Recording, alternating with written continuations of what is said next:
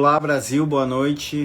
Estou aqui esperando minha amiga Gabriela Corman, que a gente vai conversar um pouco aqui. Ela me convidou para falar sobre. A gente vai falar um pouco sobre a declaração do Lula na Etiópia, sobre o Holocausto. Olha, melhorou a luz aqui. Eu vou esperar então a Gabriela pedir para entrar aqui e a gente vai falar um pouco então, principalmente da bem. Não sei se eu aceitei direito, se eu tive meu momento vovonauta aqui. Vamos ver, pedido, aceito. Venha, Corman. Tô aceitando e não tá funcionando. Aí, agora funcionou. Tá me ouvindo, Corman? Fala aí que eu quero ver se teu áudio tá bom. Por enquanto eu tô te vendo meio Minecraft, assim, meio pixelada, mas eu acho que vai dar bom. Eu não tô te ouvindo, Corman. Não tá sendo som nenhum. Não tá. Pra mim não tá. E agora? Agora sim. Agora eu tô te ouvindo. Eu já estava Ótimo. contando aqui que a gente vai falar do presidente Lula na Etiópia, principalmente, né? E a repercussão disso aí. Por favor, Corman, tome aí a palavra, te apresente para o mundo que não te conhece ainda, né? O que eu acho pouco provável, mas se apresente aí. Boa noite, pessoal. Então, uma honra estar aqui com meu amigo Judes. Temos muitos fãs aqui já entrando. Não, brincadeira. Meu nome é, para quem não me conhece, muitas pessoas, obviamente, meu nome é Gabriela Corman. Eu sou jornalista, eu também sou mestre em educação e trabalho com os temas de memória e ensino do Holocausto e pedagogias de memórias traumáticas. E também, enfim, trabalho com educação, com design de experiências de aprendizagem e na área, na área acadêmica, estou focada nessa área da história, da memória, do ensino de pedagogias traumáticas. E o Edu, um beijo, Edu. E então, eu e o Judes, a gente, enfim, trabalha juntos em alguns coletivos, discutindo bastante sobre temas que são que, que nos atravessam de alguma forma, inclusive academicamente, como a extrema-direita, né, a questão da memória, muitas vezes, identidade, e também extremismos de forma geral, né, Judes? Não sei se mais algum tema que a gente trabalha que acaba confluindo muitas vezes. Acho que são esses temas, o fio condutor, né? O antissemitismo como um fio condutor nessas formas de extremismo, né? Mas acho que tu categorizaste bem aí onde são os nossos campos de convergência. Tem mais, né? Mas eu acho que o centro é isso, né? Academicamente pensando. Sim. Então, acho que hoje é um dia importante para a gente discutir algumas questões. Não sei se o Judes quer trazer os fatos ou se eu acabo trazendo, porque eu acho importante a gente trazer também as falas que foram Por favor. ditas e aqui eu não tô com elas aqui na minha frente. Eu tô com uma foto do Merleau-Ponty neste momento na minha frente, porque eu estava dando aula de fenomenologia do Merleau-Ponty. Estou um pouco Sim. traumatizado, toda isso eu me traumatizo. Não estou com a fala aqui na frente, mas posso pegar. Se tu não achaste aí, eu posso pegar. Tá. Mas acho que de forma assim, a gente já pode ir contextualizando um pouco. O Lula estava numa conferência na Etiópia. Ele já havia feito um pronunciamento, acho que eu não sei quantos dias antes, trazendo, né, enfim, a sua posição em relação a tanto denunciando a violência do Hamas, quanto trazendo a importância do cessar-fogo e do fim do massacre em Gaza. E o que gerou, né, um grande furor, acho que não num grande universo, por mais que para muita gente pareça, não foi num grande universo que esse furor foi gerado. É um furor que aconteceu, acho que principalmente dentro das entidades que representam a comunidade judaica no Brasil, em relação a uma comparação que ele fez com o que Hitler fez com os judeus, né? Que, na verdade, a primeira fala dele, Judas, tu encontrou aí? Sim. A primeira não. A primeira não. Mas a Não, mas do... não, nesse caso, ele primeiro disse que o que estava acontecendo em Gaza não tinha comparação com nada, né? Ele entrou nessa seara de fazer uma comparação. Sim. Cadê aqui? E, logo depois disse que ele disse que só poderia ser talvez comparado ao que os judeus sofreram com Hitler. Foi exatamente isso que ele disse? Isso. Ele disse a seguinte frase na coletiva, que era a última coletiva dele antes de voltar para o Brasil na tour africana, né? Ele voltou depois de mais de 2 décadas, quase 2 décadas ao Egito. E aí ele estava na Etiópia, que é o novo integrante do BRICS, por isso ele estava lá. E ele disse o seguinte no final, né? Ali que é aquele momento que a gente parece mais de improviso, né? Abre aspas, o que está acontecendo na faixa de Gaza com o povo palestino não existiu em nenhum outro momento histórico. Aliás, existiu, quando Hitler resolveu matar os judeus. Fecha aspas. Isso. E então, isso gerou, como a gente estava falando, gerou muitas reações, especialmente de entidades da comunidade judaica e outros atores, enfim, algumas instituições que não são, né, organizações consideradas oficiais, institutos e outros tipos de coletivo. A gente teve, inclusive, a nota lançada pelo coletivo do Vozes Judaicas pela Libertação, que estava apoiando, né, a fala do Lula, mas destoa completamente das outras notas lançadas pela comunidade judaica, que é um tema que, enfim, mexe muito com, né, com os afetos e com, inclusive, com a própria cognição, né, enfim, de saber o que está acontecendo nesse momento. Inclusive, isso causou uma reação de desagrado, não só na direita judaica, inclusive eu acho que ele deu um tópico que Netanyahu e a extrema-direita israelense adoram, né, que é instrumentalizar o Holocausto. Acho que foi um erro nesse sentido, a gente por isso, mas a esquerda e mesmo a extrema-esquerda israelense condenaram e grupos de esquerda também judaicos condenaram e pessoalmente também achei bem problemático, acho que a gente já vai falar um pouco sobre isso, né?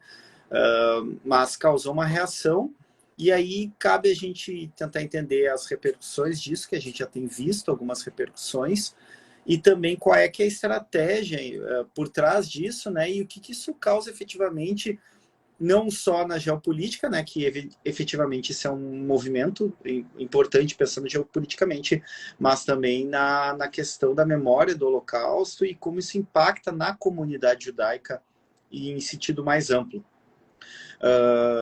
Considerando que aí eu não sei se a gente já começa a falar sobre isso, Corman, mas como isso afeta muito amplamente, assim. Primeiro, acho que é fundamental falar isso de partida, porque a gente sabe como a internet é uma ânsia de julgar. Primeiro, não tem dúvida nenhuma que tanto eu quanto a Corman somos solidários ao povo palestino e também que condenamos absolutamente o que o exército israelense faz em Gaza, que efetivamente a gente poderia inclusive o Lula chamar de genocídio, que não seria um problema, que é um termo acadêmico, inclusive para analisar determinados dispositivos, mas a coisa ela muda de figura quando é nominado como Holocausto, como a Shoah, e a figura de Hitler, né? Aí tem uma outra dimensão. E uma outra dimensão que eu ainda tenho dúvida se o Lula considerou ou não, né, nesse uso desse tópico desse modo. Porque o que tem causado, né, eu acho que é um pouco difícil também para quem eventualmente não é judeu entender como isso toca, né, a constituição das nossas subjetividades dos judeus da diáspora ao redor do mundo, não só os judeus que estão em Israel, de como isso é sensível para nós, não porque nós queremos ter o troféu do quem sofreu o pior genocídio, mas da especificidade da maquinaria de guerra do Estado nazista e da produção industrial de morte de judeus num projeto muito mais amplo, né?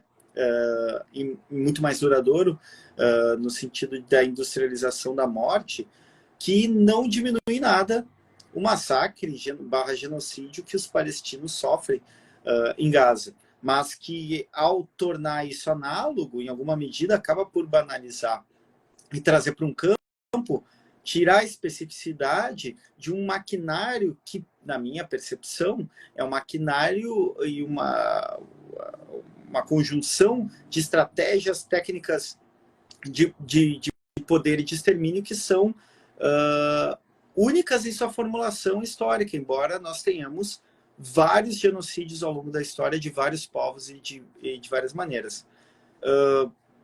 Também acho que isso acaba sendo uma crise que dá munição para a extrema-direita brasileira e que desconsidera, em alguma medida, o peso que os evangélicos podem ter nessa relação, nessa equação.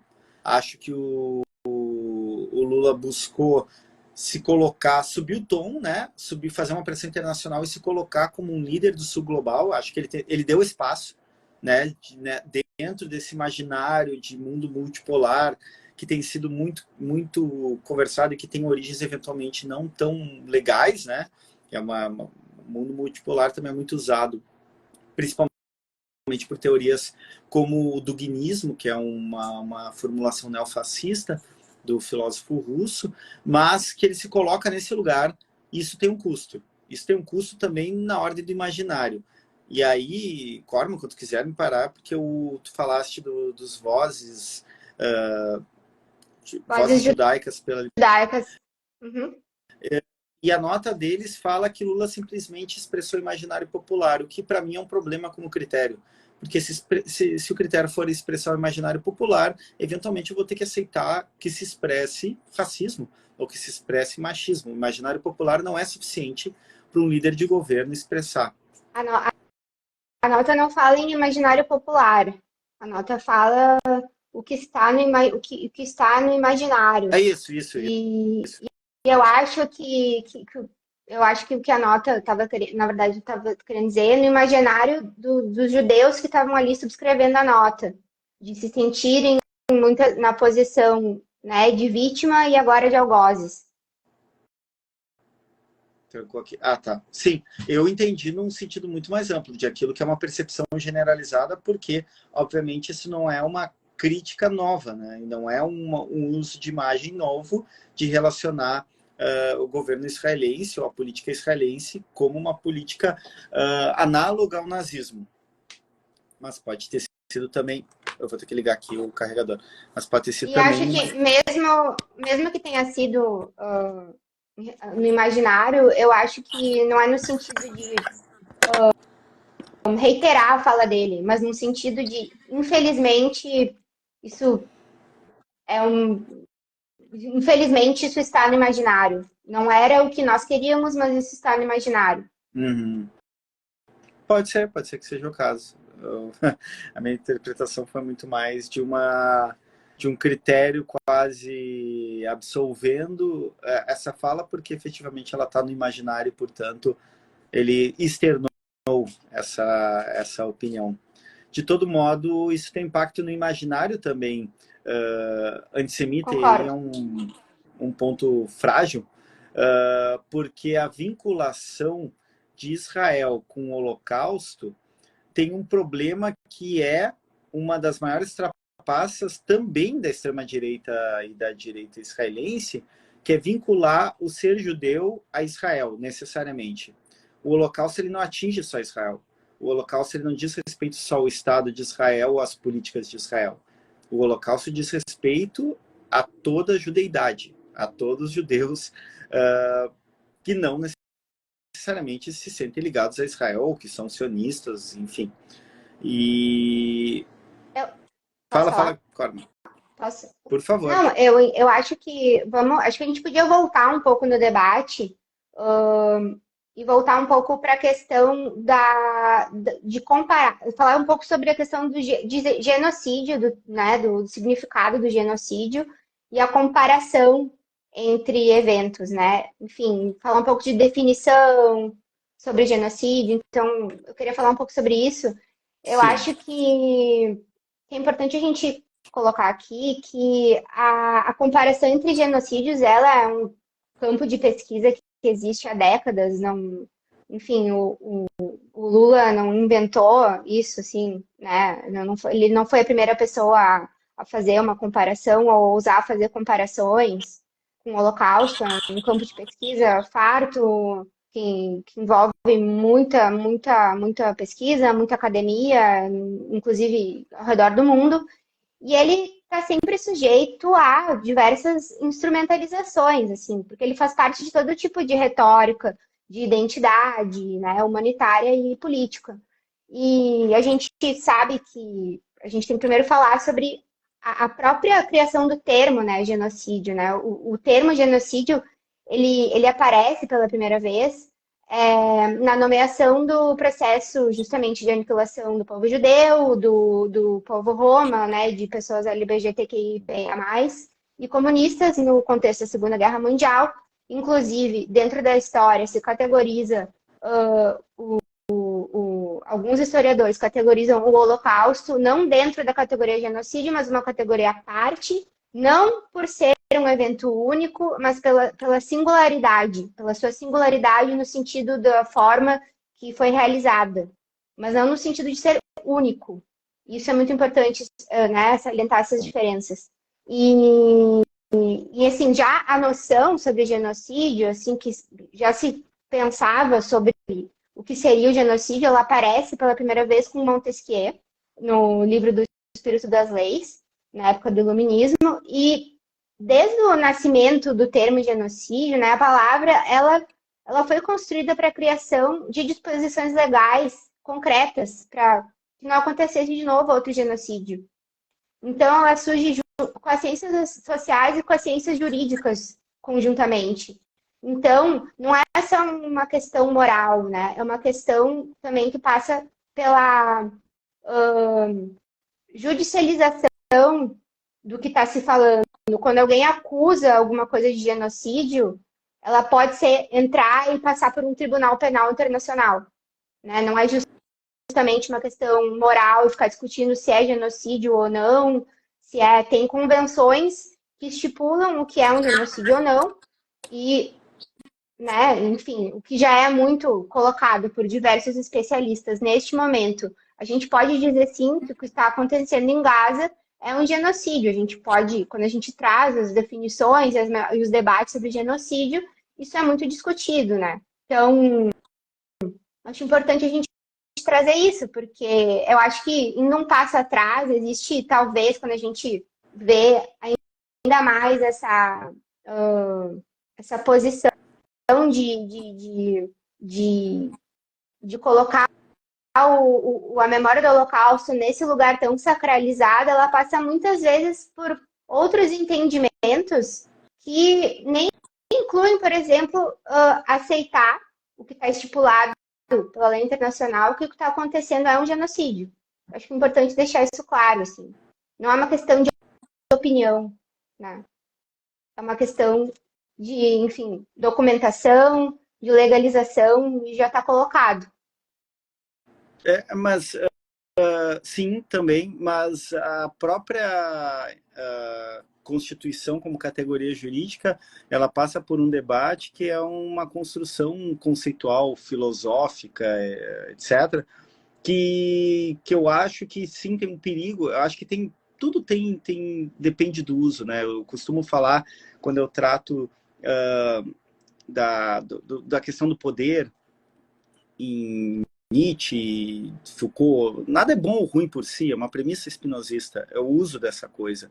E a sacralização do Holocausto, ela tem um perigo que é a impossibilidade de se relacionar na constituição dessa subjetividade judaica em torno da Shoah, de se relacionar com o padecimento ou padecimentos análogos, né? De conseguir se colocar empaticamente. O outro lado disso é que se tudo parece Holocausto, o Holocausto não tem especificidade nenhuma, e a gente sabe que tem.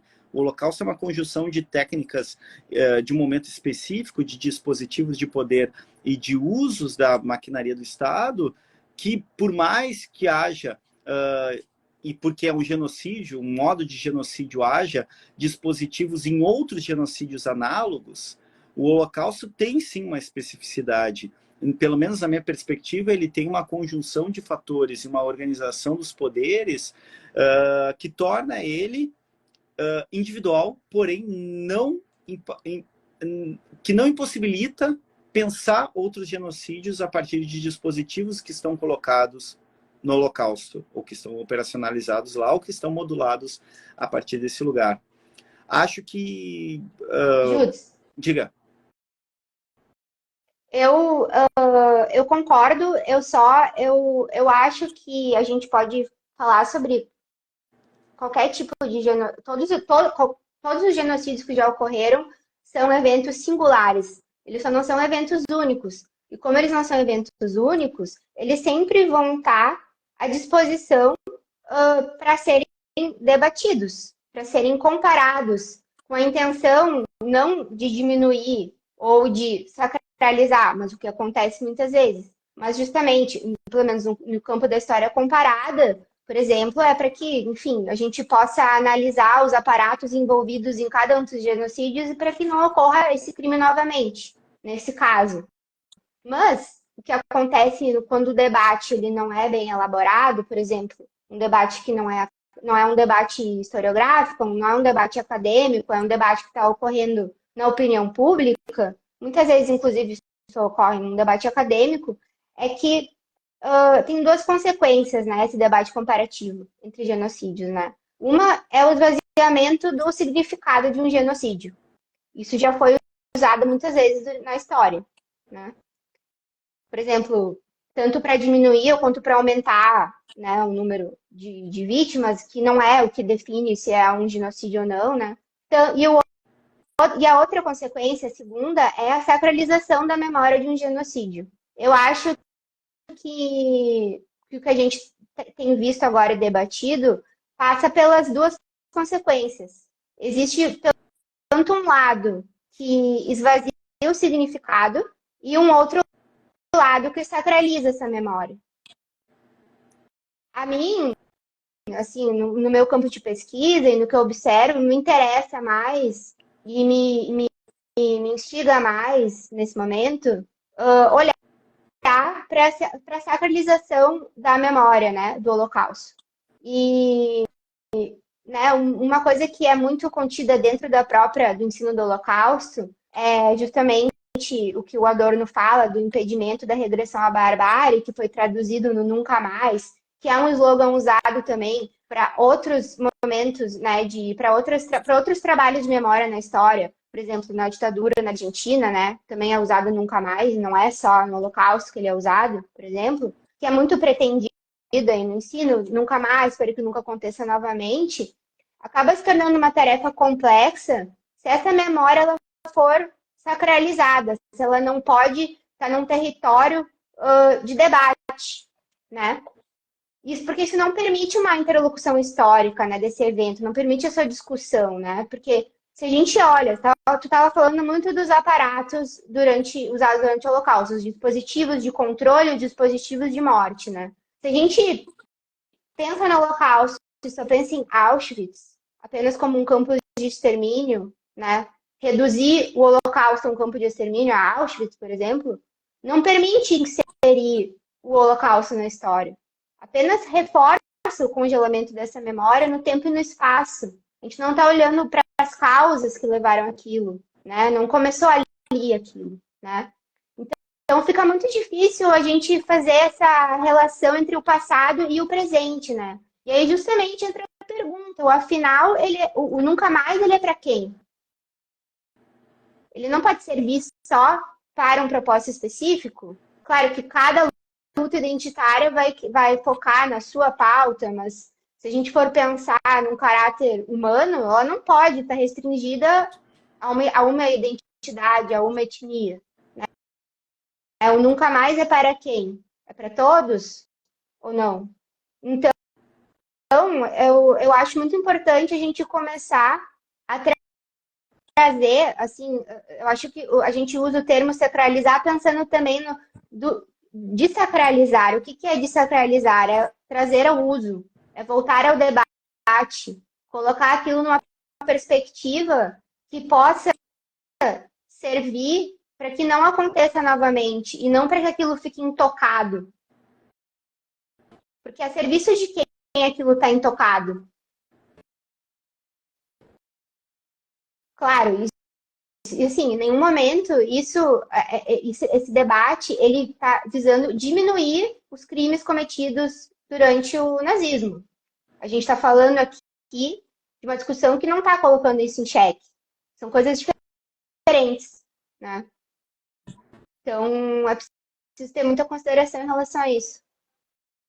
Sim, e também acho, a partir da minha área de pesquisa, que são os discursos e as subjetivações, principalmente no campo da extrema-direita, como o discurso de um holocausto que vira moeda corrente, ele acaba fomentando e sendo combustível de teses e teorias que sempre buscaram equiparar o judeu, ou o judeu de modo geral, a partir do Estado de Israel, como essa força maligna igual aos nazistas, ou que abre espaço para um oportunismo que a extrema-direita tem se aproveitado de relacionar, então, no imaginário, o judeu, e aí sim eu faço uma distinção conceitual de o imaginário antissemita, da figura do judeu. O antissemitismo ele tem uma base diferente do racismo, por exemplo, ou da discriminação fenotípica, como referencio Moshe Postone, que é a minha grande referência na conceituação do antissemitismo, do judeu como um judeu imaginário, ou seja, o grande maligno, o grande poderoso, aquele que subjuga a humanidade, ou que domina a humanidade, né, a partir do capital, ou a partir do poder político, ou pelo lobby. E tudo isso está junto, e por isso que torna tão difícil a questão. A sacralização ela é um problema, porque ela impossibilita não só a análise, mas também o campo daquilo que eu chamaria de circuito afetivo, da capacidade da gente se relacionar com o padecimento do outro, né? De outros genocídios e de outros padecimentos. E, por outro lado, uma dessacralização não cuidadosa, ela é rapidamente instrumentalizada para teorias ou para discursos ou para ideias antissemitas que são bastante presentes no imaginário ou no imaginário coletivo e que são instrumentalizadas. Eu vou dar um exemplo. Tem um grupo que eu monitoro que é de cristãos de extrema direita, e eles usam o tempo todo a imagem as partes do Apocalipse para tratar Israel e o judeu como essa figura maligna de destruição. É quase os escritos de Lutero repaginados. Claro, isso é uma parcela mínima, mas esse discurso ele vai se modulando.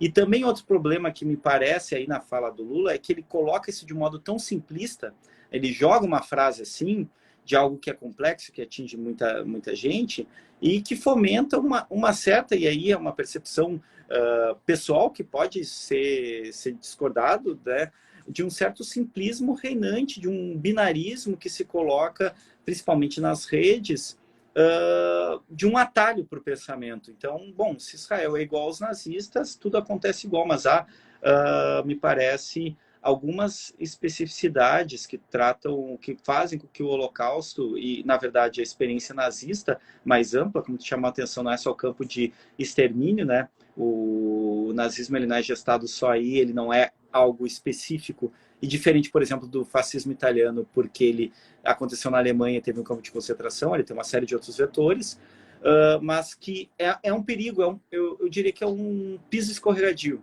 que pode Tá, causar... E... olha só, eu desculpa, eu te cortei. Pode falar. Quer Claro. seguir? Não, pode falar. Eu acho muito, me interessa e eu quero entrar nessas questões agora, porque eu vi muito isso depois rolando, que enfim, essas comparações do tipo, os judeus são os novos nazistas, o que isso, né, o que isso contribui ou não para o antissemitismo, se aumenta, se não aumenta, etc. Mas eu queria voltar um pouco para a questão da comparação e pensar no que aconteceu agora, tá? Pensando que se a gente chega à conclusão, ou pelo menos entende, que as coisas e os eventos do mundo eles são comparáveis, né? Se ser comparável é um dos atributos de existir, a questão é se uma comparação ela ilumina ou obscurece, né? Um evento. E aí a gente vai ficar aqui na argumentação contra argumentação. E a comparação do Lula, enfim, ela obscurece ou ilumina? Ao meu ver, se a questão do Lula naquele momento é impedir que siga o que está ocorrendo na Palestina, que se demonstre uma urgência de se agir e expor, talvez, alguma hipocrisia de quem usa um genocídio para justificar outro, então eu acho que pode iluminar. Não sei.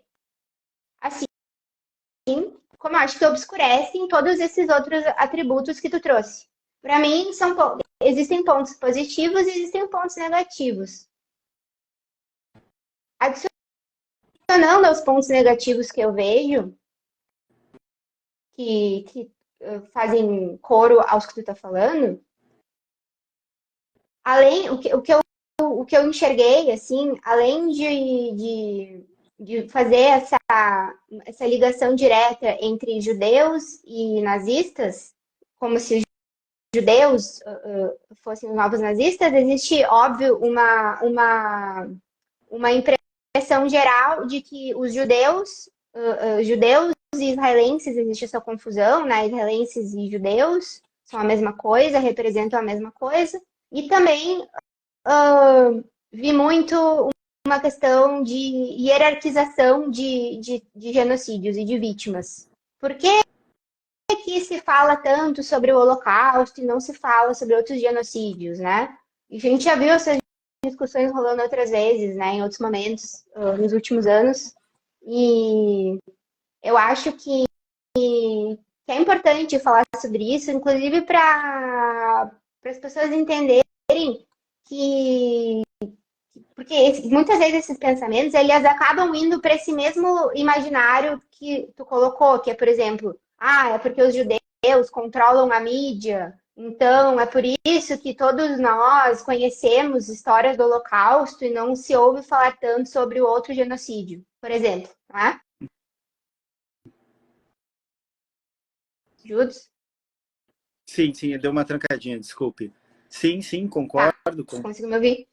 Eu acho importante a gente fazer aqui um apanhado, talvez um pouco, sobre a construção dessa memória, assim, que ela não enfim, não tem alguém que colocou uma memória para ser a memória dominante, né?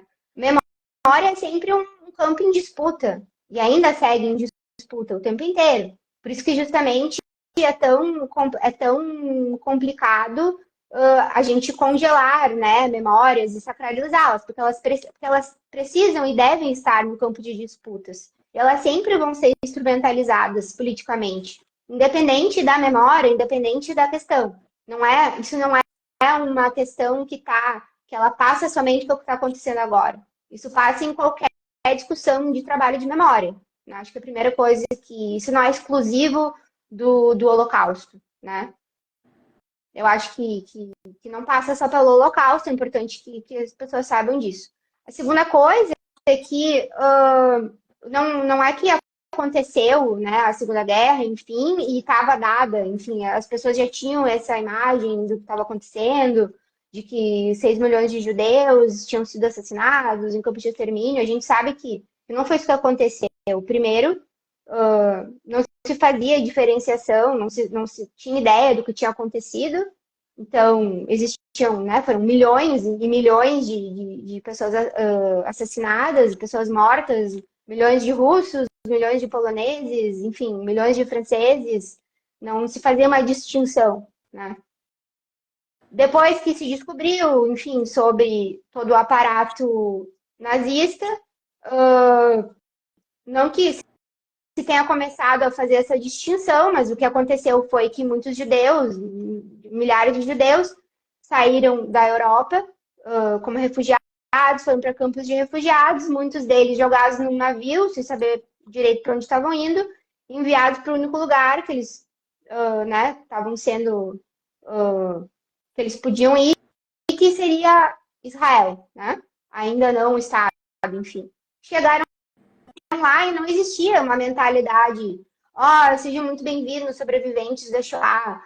Nós aqui abraçamos vocês e super adoraríamos ouvir a história de vocês. Não. Cheguem aqui, não queremos ouvir vocês falarem Yiddish, peguem nas armas, peguem nas enxadas e nós temos que lutar uma guerra aqui. E a gente não quer saber o que tu sofreu, não sei o que tu fez para sobreviver, inclusive, e não quero saber. Então, é o que a gente chama de um período de silêncio, né? Tanto a própria... Isso acontece depois de diversos genocídios, as próprias vítimas ficam nesse período de não conseguir falar, relatar o que aconteceu, e também não tinha um clamor para que essas vozes fossem ouvidas. E, enfim, isso só vai mudar dentro da história de Israel com o julgamento do Eichmann, né? O julgamento do Eichmann foi o primeiro momento em que, enfim, o julgamento foi transmitido ao vivo, né? E então Israel foi visto como uma oportunidade. Israel precisava, estava num período político tenso, precisava angariar mais apoio.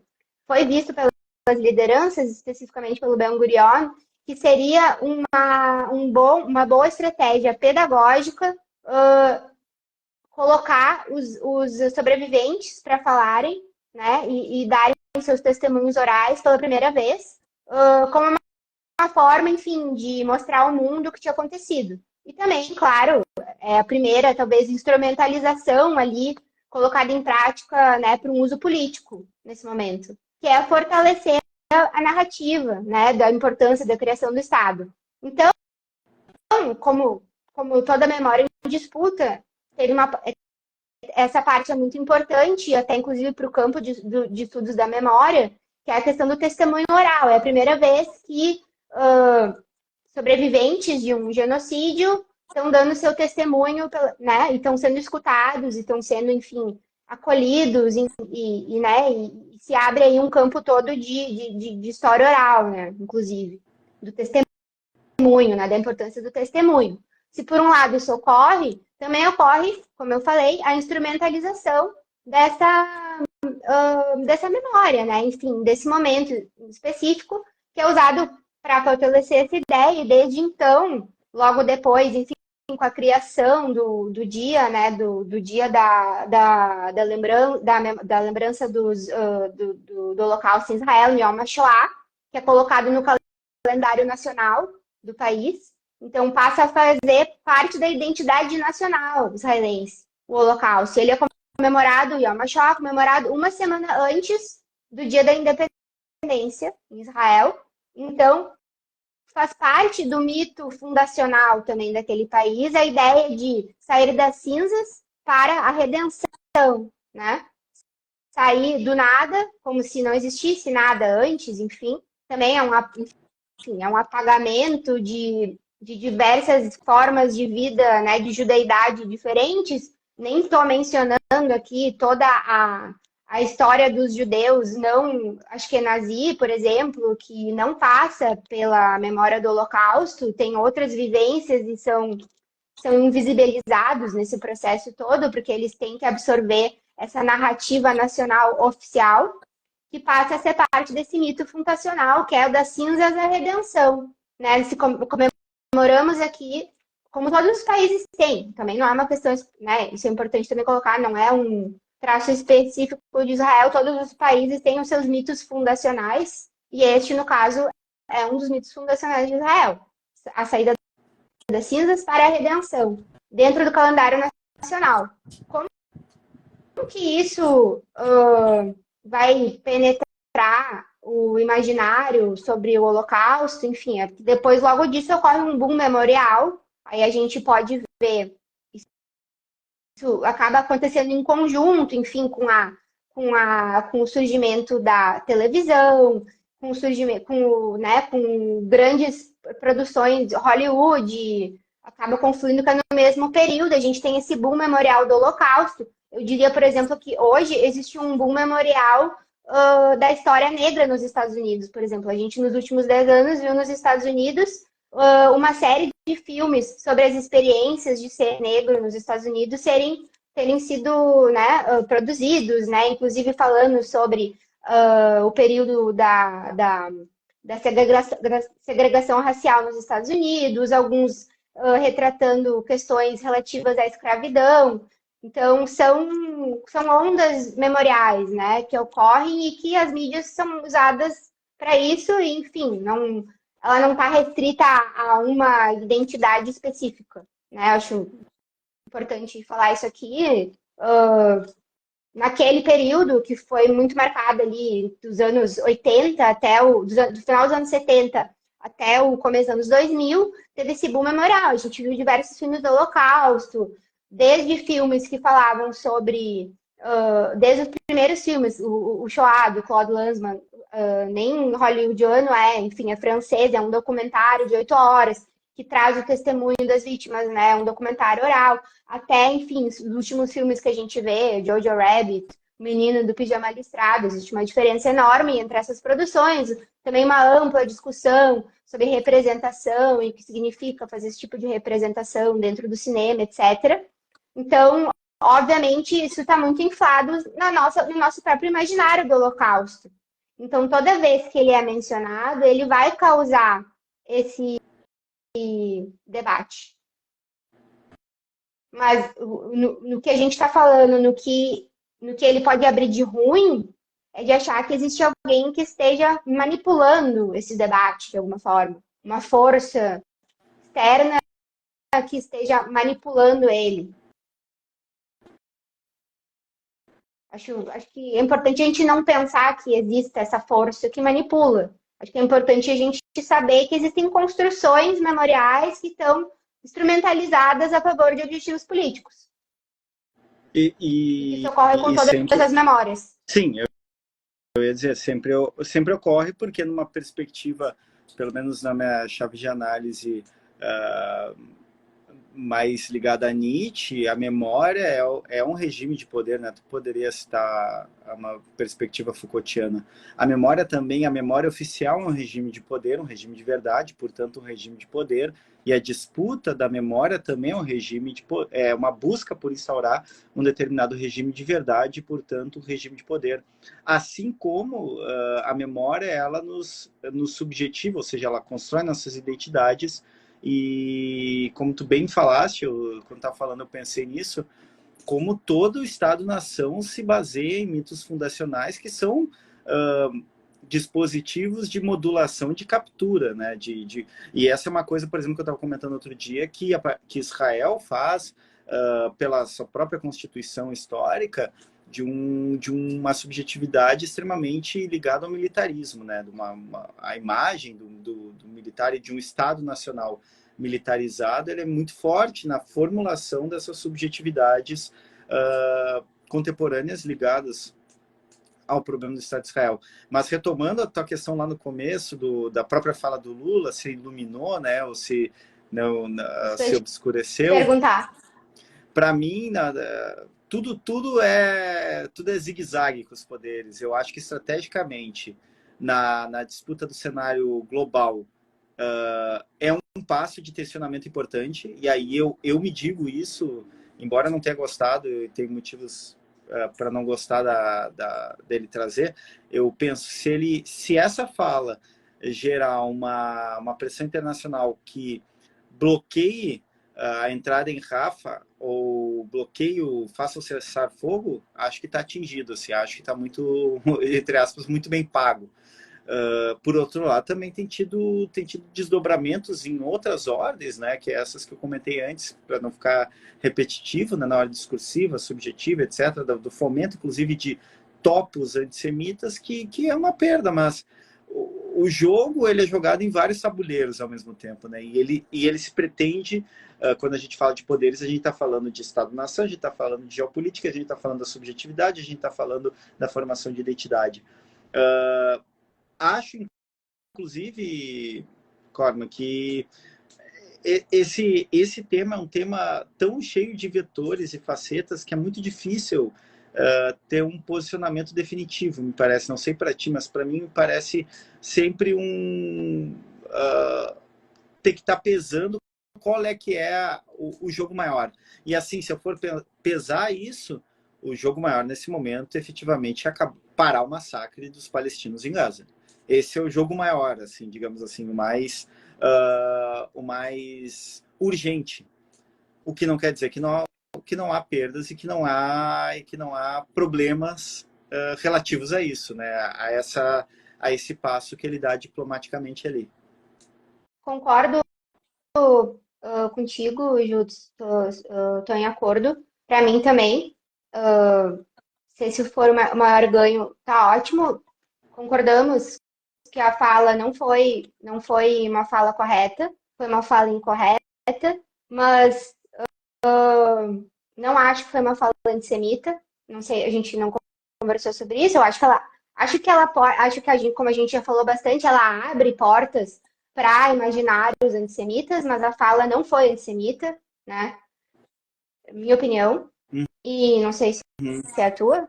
Eu acho que ela não é antissemita, inclusive eu defendo que o Lula não é antissemita, isso é uma forçação de barra da extrema-direita. Ela só acaba, como efeito colateral, fomentando topos antissemitas, assim. Então, é o que eu disse, há perdas nesse sentido, mas eu não considero em si. Isso. E acho que não, os potenciais ganhos a gente vai ver agora, a gente não sabe. O que a gente sabe é que o que aconteceu acabou criando um isolacionismo maior ainda para Israel, né? Não houve nenhuma declaração de outros países em relação à fala do Lula. O Israel se manifestou, enfim, considerou ele persona não grata, o Brasil chamou o embaixador e das próprias entidades judaicas, né? O isolacionismo, o afeto cognitivo, que já se seguia, né? E também um problema interno, né? Porque isso acaba necessariamente causando um problema na gestão dessas forças políticas ligadas aos neopentecostais que fetichizam Israel, né? E que é um elemento nesse imaginário da direita, extrema-direita brasileira ligado aos neopentecostais. Isso não é um problema irrelevante. Esse é um dano colateral, talvez ele tenha calculado, mas que vai ser também uma questão para o Lula. Sim. Para mim, o quebra-cabeça dessa dissociação afeto-cognitiva é muito complicado de quebrar. Eu acho que ele parece intransponível muitas vezes. A gente faz essas recapitulações, enfim, de construções de memória para tentar entender, inclusive, como que enfim, essas construções elas acabam ficando tão, sei lá, parte, né, enfim, das pessoas, a ponto de elas não conseguirem enxergar coisas na frente delas que não faça parte exatamente daquilo que elas já sabem ou sentem, né? E isso me traz muita inquietação, assim. Eu acho que isso acaba também trazendo muita curiosidade e inquietação para as pessoas em relação a isso. Por que existe essa construção dessa maneira, né? Dessa forma, como que tais pessoas conseguem enxergar uma coisa e outras não conseguem, Bom, na minha perspectiva, a própria razão ela já é uma construção expediente dos circuitos de afetos, assim. Obviamente, eu sempre lembro quando tem esse tipo de questão, eu sempre lembro do David Hume, filósofo escocês, o cético moderno, que ele dizia que o grande problema das relações era a parcialidade. A gente tem uma tendência humana, afetiva, de buscar sempre para o nosso. E talvez seja uma questão realmente impossível, eventualmente, de desarmar, porque o afetivo é o que nos orienta, a identidade nos orienta na existência. E ela está ligada ao afetivo, né? A experiência é aquele que eu me reconheço como parte. E eu acho que isso é uma questão que Israel, na ordem subjetiva da identidade, conseguiu muito bem, que é construir a judeidade conectada a Israel. E eu não estou dizendo que a pessoa não tem que querer que Israel não exista ou algo do tipo, mas como é uma captura que Estados-nações fazem. E Israel faz a partir do seu mito fundacional do Holocausto pensado, e essa é uma questão que eu já coloquei, já tive muitos problemas, pensado como uma identidade do negativo, da falta, né? O Holocausto ele é o constituinte negativo, Sim. como um marco inicial, mas que não... e aí sim de sacralizar o Holocausto, que é não abre o espaço para entender os dispositivos que nos tornaria mais empáticos a outros sofrimentos e outros processos históricos, que se não são iguais, porque são únicos e cada processo é único, que a gente fosse capaz de se abrir para conseguir compreender o que há de análogo. E aí sim poder constituir alguma relação de empatia, de empatos, né? De ter uma relação que se afetar também por aquilo.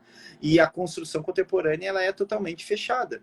E não há muita abertura, inclusive algo que eu tenho, que eu também acho problemático nesse debate todo, é que também não há espaço para